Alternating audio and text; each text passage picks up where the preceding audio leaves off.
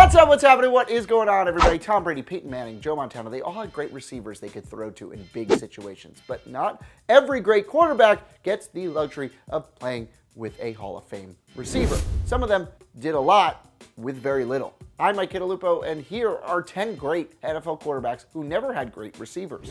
Michael Vick. The guy was so athletic that I didn't even really ever realize that he didn't have a lot of weapons around him to work with. He had Roddy White for 2005 and 2006, but actually Roddy White wasn't very productive in those 2 years. Vick then came to the Eagles. He had Jeremy Maclin and Deshaun Jackson, but neither of them are Hall of Famers, and Vick had only 2 full seasons as Philly's QB. If he had a major star in Atlanta with him, he probably could have been even better, but at the same time, he did it both.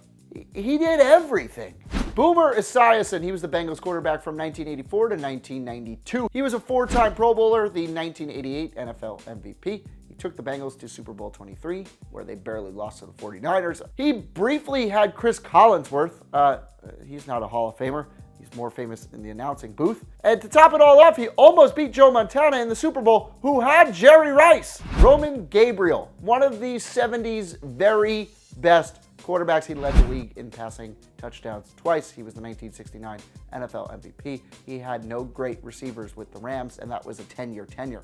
He had Harry Carmichael in Philadelphia, but Gabriel was past his prime there, and Carmichael is not a Hall of Famer either.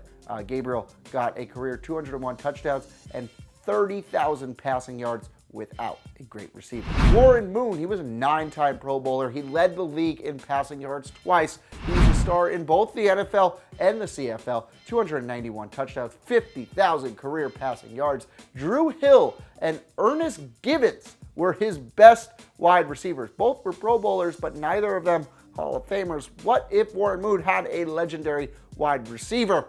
The Houston Oilers offense could have been something very, very special. Fran Tarkenton. In Minnesota, he only had Sammy White, but he led the Vikings to a trio of Super Bowl appearances in the 70s. Yeah, sure, they lost them all, but what if he had better receivers?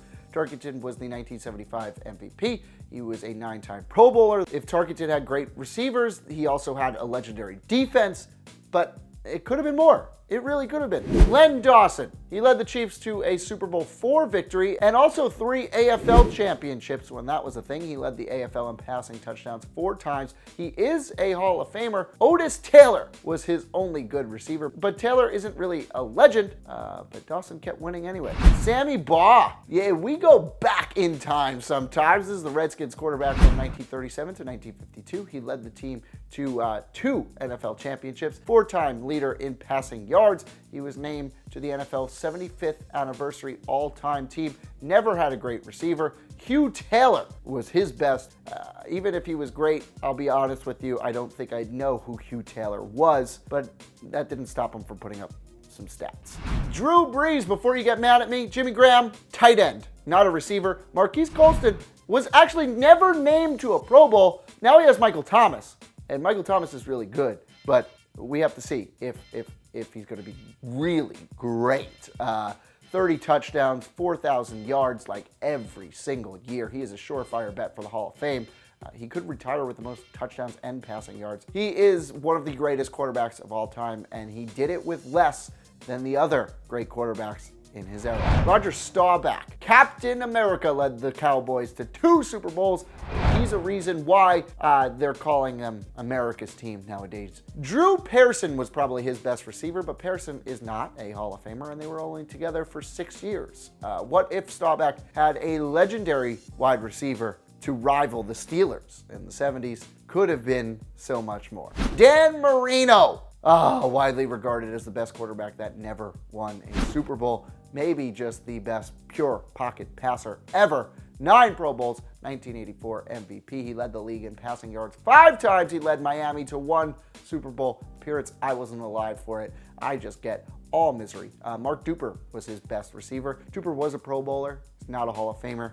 But what if Marino had a Jerry Rice or Tim Brown? The Dolphins, well, we'd be talking Super Bowl. Who do you think is the best quarterback without great wide receiver help? Let me know in the comments below. If you like this video, hit the like button. Until next time, I'm Mike Cantalupo. Thanks for watching. My knee.